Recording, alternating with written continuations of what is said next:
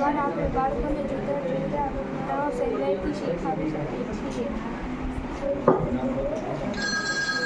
આપણી ભાષા બને છે. નાનો હોય છે, મોટો હોય છે.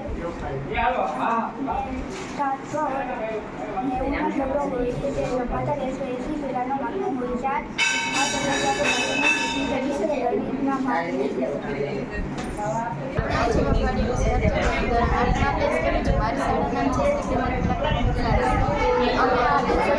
અલાર્મની રચના કરી છે. અત્યારના સમયમાં બેંકોમાં ઘરોમાં ચોરીની વાતો લેવામાં આવે છે. આ ચોરી અટકાવવા માટે આ પ્રતિરૂપ તૈયાર કરી છે.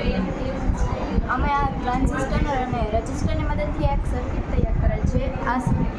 ત્યારબાદ આ લેઝર લાઇટ આ પહેલા કાચ પર પડે અને ત્યારબાદ આ કાચમાંથી પરાવર્તન થઈ આ કાચ પર અને ત્યારબાદ અહીંયાથી પરિવર્તિત થઈ અને અહીંયા પડે છે. અને જ્યારે આ એલઈડી આર પર પડે છે ત્યારે અલાર્મ વાગતો નથી. અને જ્યારે કોઈ પણ વ્યક્તિ કે કોઈ પણ વસ્તુ આવે અંદર ત્યારે વચ્ચે અવરોધ થાય છે, જેના કારણે એલડીઆર પર લાઇટ પહોંચતી નથી, જેના કારણે બઝર વાગે છે. અને ઘરમાં રહેલા વ્યક્તિને ખબર પડે છે કે આ કોઈ આવે. ચાલુ કરશું.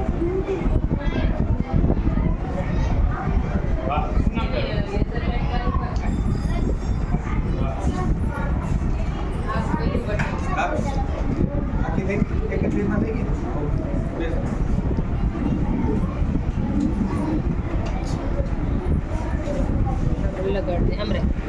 હા હવે કર. હા કર.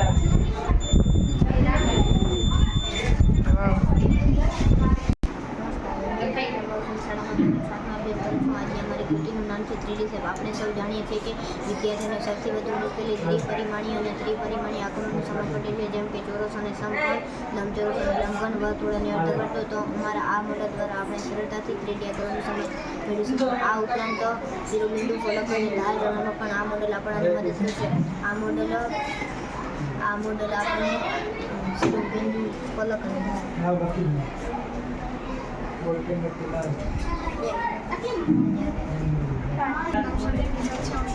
પ્રાથમિક શાળામાં ધોરણ 7માં અભ્યાસ કરું છું. નમસ્તે, મારું નામ પ્રગતિ છે. હું શ્રી બારોટ પ્રાથમિક શાળા ધોરણ 8માં અભ્યાસ કરું છું. મારું વૈજ્ઞાનિક પ્રદર્શન 2023 તમારું હાર્દિક સ્વાગત છે. અમે બનાવેલ આ મોડલનું નામ છે ગણિતિક નમૂનાઓ અને ગણાત્મક વિચારણા. અમારી કૃતિનું નામ છે ગણિતિક મોડેલ.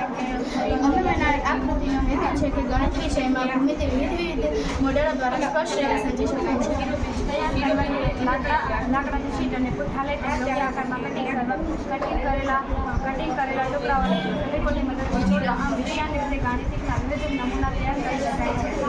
અમે બનાવેલ આ મોડેલનો હેતુ છે અમે બનાવેલા સાધન સામગ્રીઓ કે લાકડાની શીટ, પુઠ્ઠાનો બોક્સ, ફેવિકોલ વગેરે ઉપયોગિતા શાળામાં બાળકોને ગણિત વિષયમાં વિવિધ મોડેલો દ્વારા સમજ આપી શકાય છે. ત્રિકોણના ત્રણેય ખૂણાનો સરવાળો 180 અંશ થાય છે. અહીંયા અમે લઘુકોણ, ગુરુકોણ, લાટકોણ અને ગુરુકોણ ત્રિકોણ લીધેલ છે. તમે જોઈ શકો છો કે મેં આ ત્રણેય ખૂણાનું કટિંગ કરેલ છે.